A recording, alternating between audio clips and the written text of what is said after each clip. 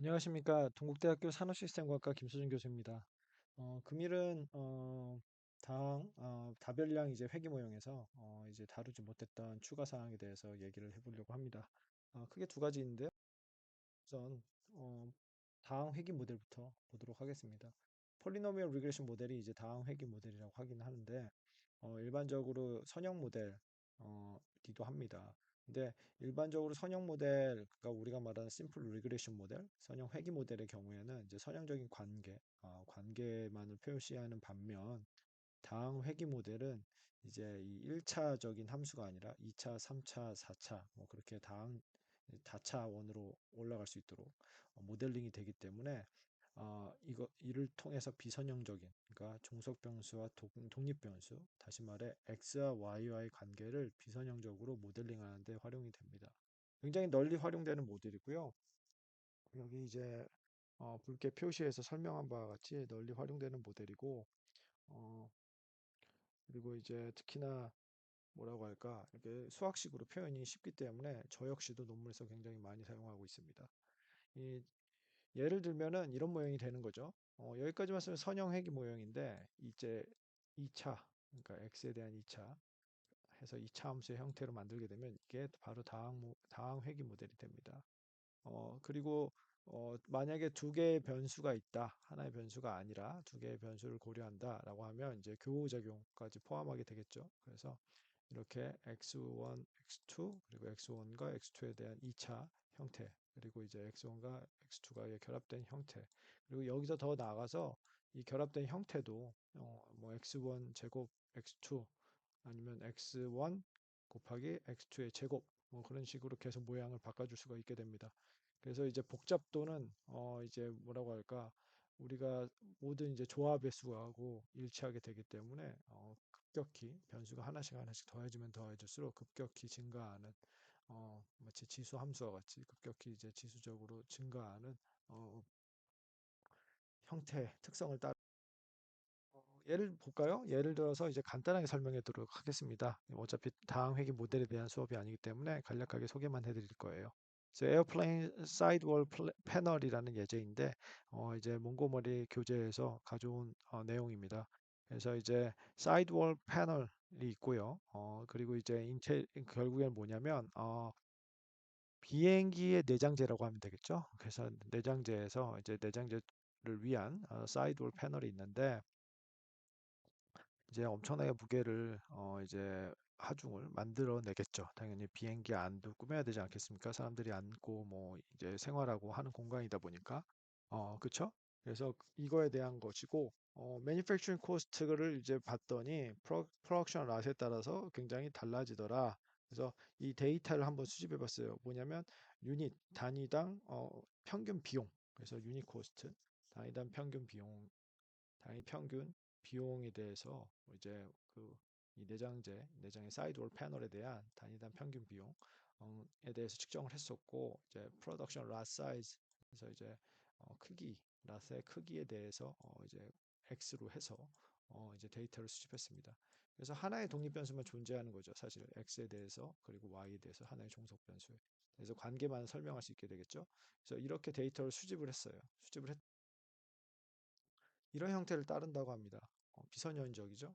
이렇게 점점 이런 형태를 뭐가 라 사이즈 x가 증가함에 따라 점점 y가 감소를 하는데, 뭐 대규모의 대량 생산의 법칙이죠. large production quantity가 되면 될수록 어떻게 됩니까? 점점 이제 생산 단가가 저렴해지죠. 하지만 선형적이지 못하고 이렇게 곡선의 형태를 띠더라. 그러니까 비선형적인 모형이더라. 그래서 폴리노미얼이 아마도 더 적합할 것이다. 이제 우리가 말하는 선형 회귀 모델보다는. 그래서 이런 경우에 어떻게 할 것이냐라고 해서 종속 변수, 독립 변수, 그리고 이제 개수, 아직은 모르는 거죠.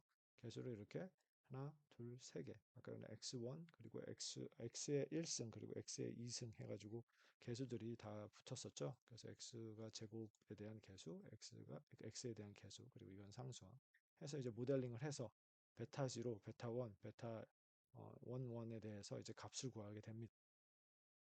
회계 모형 모델링과 똑같아요. 그래서 하면은 결국에는 이런 값들이 나온다고 합니다. 이런 값들이 나와서 이런 형태를 띠게 되고 이게 결국 어떤 제곱 값이 있으니까 이제 다항 회귀 모델이다. 이제 좀 단순한 형태의 다항 회귀 모델이다. 그리고 독립 변수가 하나인 그렇죠?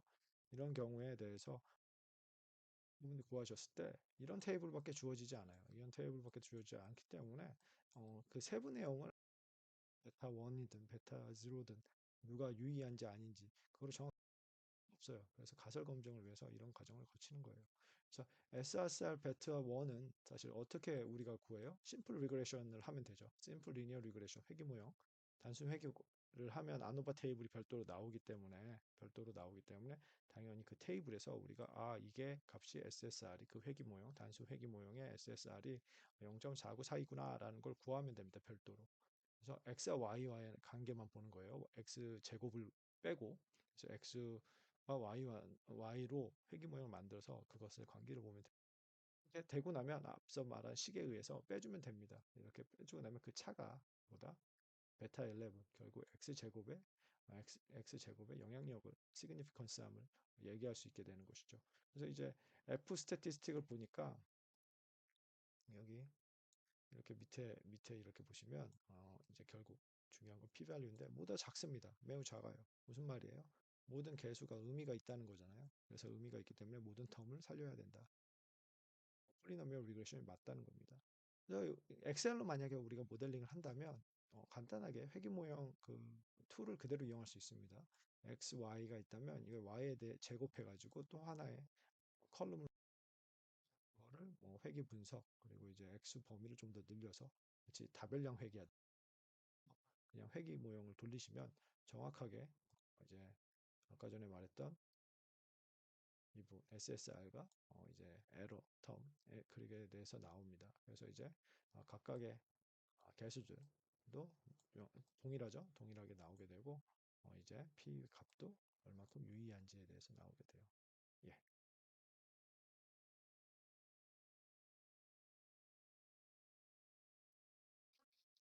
그래서 이제 회귀 모형 다음으로 볼 것은 이제 카테고리컬 리그레션이라고 하는데 이제 지시 변수기도 합니다. 인디케이터 베리어블 지수 변수라고도 표현을 하는데 이제 우리가 이제 양적 척도 이제 양에 대해서는 이제 퀀티테이티브 대해서 이제까지 말했잖아요. 양적 척도를 갖는 변수들에 대해서 양적 값을 정량화 시킬 수 있는 값들에 대해 정량화 시킬 수 있는 값을 갖는 정량화된 값을 갖는 변수들에 대해서 통계를 이제까지 했다면 질적 척도 아니면 카테고리 뭐 1, 카테고리 2 뭐 그런 것들에 대해서 또 이제 회귀 모형을 만드는 경우가 발생을 합니다. 그래서 예를 들면 그 만약에 하나의 원어 베리어블 리그레션 모델에서 이제 이게 이제 뭐라고 할까 이제 요약을 하자면 결국에 어떤 오퍼레이터 그러니까 와 관계가 있다라고 한다면 이 과연 어떤 오퍼레이터의 수준 그러니까 레벨 그래서 오퍼레이터가 에 따라서 어떻게 영향력을 미치는지 볼 때 아니면 도구를 사용해서 뭐 품질 그러니까 제품을 생산하는데 툴 A를 쓸 때랑 툴 B를 쓰는데 그럴 때 영향력을 본다든지 이제 그런 경우 되겠죠. 여기서 이 교재에서 이제 말하는 예시는 이런 거예요. 그래서 오퍼레이터 X라는 게 이게 지수 변수이기도 한데 인디케이터 베리어블이라고 부르기는 하는데 오퍼레이터가 관측이 만약에 오퍼레이터 1에 의해서 관측이 일어나는 경우를 X0이라고 하고 X1이라는 거는 이제 오퍼레이터 2에 의해서 일어난 관측이라고 하자. 결국 이거는 이제 더미 베리어블이긴 한데 실제 하지 않는 거니까 이제 누가 했느냐죠. 누가 했느냐. 그래서 0, 1, 0이 진짜 0을 의미하는 게 아니라 오퍼레이터 1을 의미하고 1이 오퍼레이터 2를 카테고리컬 한 이제 베리어블 값이지 않습니까? 어떤 특정 값이 아니라 그렇게 활용해서 이런 경우에 이렇게 퀄리테이티브 베리어블을 한다면 레벨의 수가 알개가 있다면 당연히 R-1개의 인디케이터 베리어블이 필요합니다. 다시 말하면 이렇게 두 개의 만약에 변수가 있다면 총 몇 개까지 표현할 수 있는 거면 세 개까지 표현할 수 있다는 거죠. 그래서 0, 0이면 오퍼레이터 1, 그리고 1, 0이면 오퍼레이터 2, 0, 1이면 오퍼레이터 3를 의미한다. 그들로부터 이루어진 관측을 의미한다라고 이렇게 정의를 해주시면 모델링이 가능하다는 거예요. 근데 어쨌든 얘네들은 실제로 원래 관측에서 존재했던 것이 아니라 우리가 만들어낸 것이죠. 우리가 만들어낸 카테고리에 가깝습니다. 그래서 그거를 더미 베리어블이라고 말하기도 합니다. 피스피쉬인데 서페이스 피쉬라는 예제가 있습니다. 어, 뭐 한번 같이 읽어봐야 될 것 같아요. 그래서 이제 investigating 조사를 했다. surface fish of metal part. 그래서 결국엔 이제 금속 부품에 대한 surface fish를 finish 등이에요. 조심, 죄송합니다. fish라고 했네. finish 마감 처리, 그러니까 표면 마감 처리에 대해서 이제 본 거예요. 금속 표면 마감 처리. 그래서 그리고 이제 릴레이션십을 보는데 speed of the latte, 스피드, revolution per minute이네. 아마 RPM이겠죠? 그래서 RPM으로 이제 라테의 스피드에 따라서 설페이스가 어떻게 되는지 관계를 보는 거예요. 그래서 매끈해지고 보통 일반적으로 굉장히 부드러운 표면을 만들기 위해서는 금속 가공을 할 때, 뭐 CNC 머신 같은 걸로 그럴 땐 당연히 속도가 너무 빠르면 뭐라고 할까 매끄러지지 않고 울퉁불퉁해지겠죠? 미세하게 봤을 때. 예, 그래서 어쨌든 데이터를 보는데 데이터는 뒷페이지에 있습니다. 데이터를 이제 조사를 했고 관측을 했고 two different type of tool을 썼어요. 커팅 툴. 절삭 도구를 두 개를 썼습니다. 하나는 302라고 보이는 타입이고 또 하나는 416이라고 보이는 타입이에요. 그래서 이 둘이 이 X2라는 게 실제로 어떤 정량적인 수치가 아니라 X2가 바로 카테고리 혹은 인디케이터 라고 보시면 될 것 같아요. 그래서 이렇게 정의를 해서 모델을 이렇게 만들고 싶다.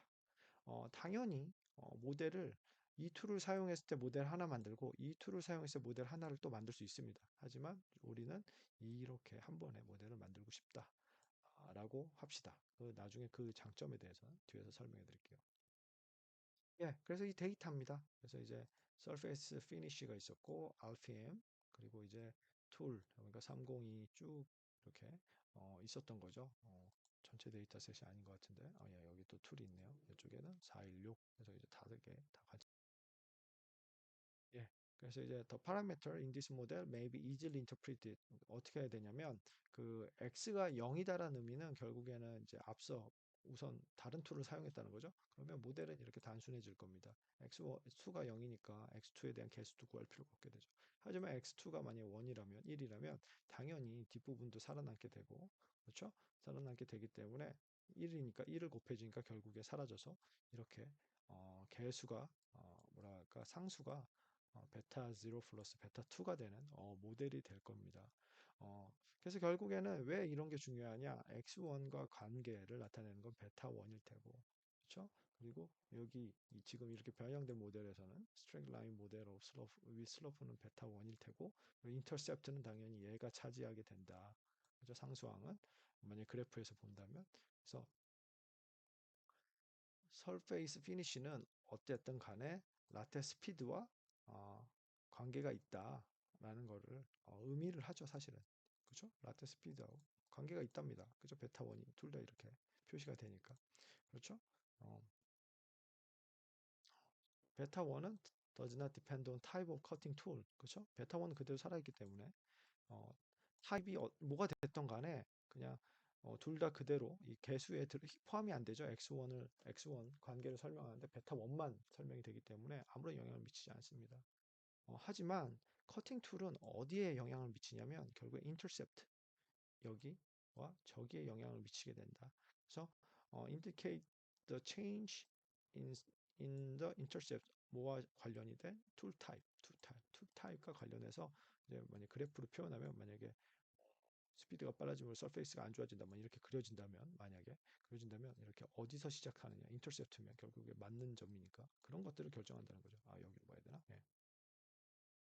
예, 여기가 x1이면 그리고 y라면 그렇죠? 인터셉트니까 0이 됐을 때 값이 0이 됐을 때 결국 개수들이죠. 그래서 이 위치 스타트 포인트를 결정하기 때문에 모델 자체에는 사실 영향 안 보면 컨클루전인데 결국 아노바가 보여주는 건 뭐냐 가설 0이고 얘도 0이라는 게 리젝된다 그죠? 그래서 우리가 베타 1과 베타 2가 0이 아니라는 걸 알 수 있습니다.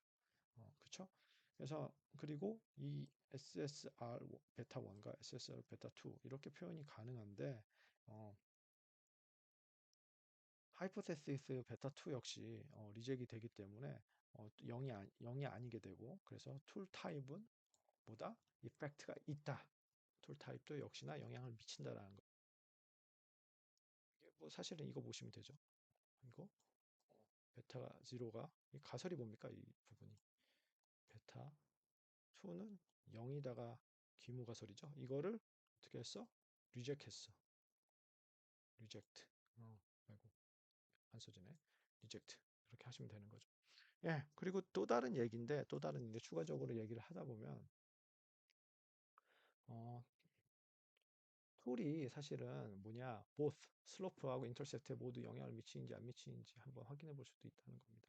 그래서 이렇게 베타 3라는 걸 x1, x2, 베타 3라는 걸 만들어서 볼 수도 있는 거죠.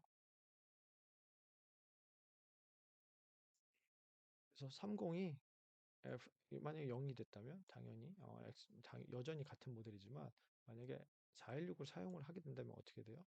이제는 x1 그러니까 베타 2는 당연히 1로 변하니까 이렇게 포함이 되고 여기 역시도 x1하고 x2를 곱하는 항이 있었잖아요. 교우작 이게 1이 됐어. 그러면 당연히 얘가 살아서 결국 이렇게 개수로서 영향이 어떻게 미치는지도 볼 수 있다. 그래서 베타 2는 인터셉트를 체인지하게 되고 베타 3는 슬로프하고 관련이 돼 있다. 그래서 우리가 모델을 이렇게 만들어 볼 수도 있다. 그래서 이제 교우작용을 활용할 수 있는 거죠. 이런 그죠? X1과 X2의 결합이 됐을 그거의 베타 3, 베타 3였죠 아까. 예. 그래서 아까 전에 말한 대로 쉬운 방법 해보면 이렇게 지시 확률, 지시 변수 안 만들고 더미 배리어블 안 만들고 우리가 할 수 있는 방법은 그냥 세퍼레이트 리그레션 모델을 만들면 됩니다.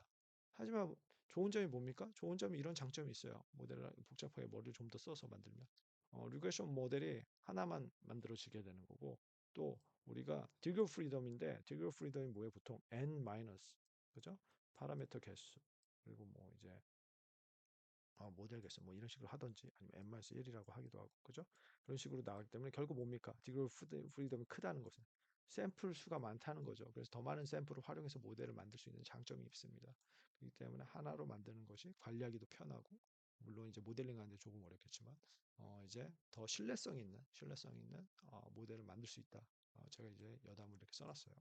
그래서 제가 하는 말은 아니고 이제 이미 검증된 말들입니다. 그래서 일반적으로는 그래요. 그래서 그리고 hypothesis 베타 2, 베타 3야 just a special case of extra sum of square가 된다. 그래서 특이한 사항이 된다. 그런 장점이 있습니다. 그래서 이제 뭐 여러분들이 어떻게 모델링 하든 그건 자유지만 이 부분도 한번 카테고리컬 리그레서나 인디케이터 리그레스 베리어블 혹은 인디케이터 베리어블을 활용하는 것도 한번 생각해 보시라. 아셨죠? 예.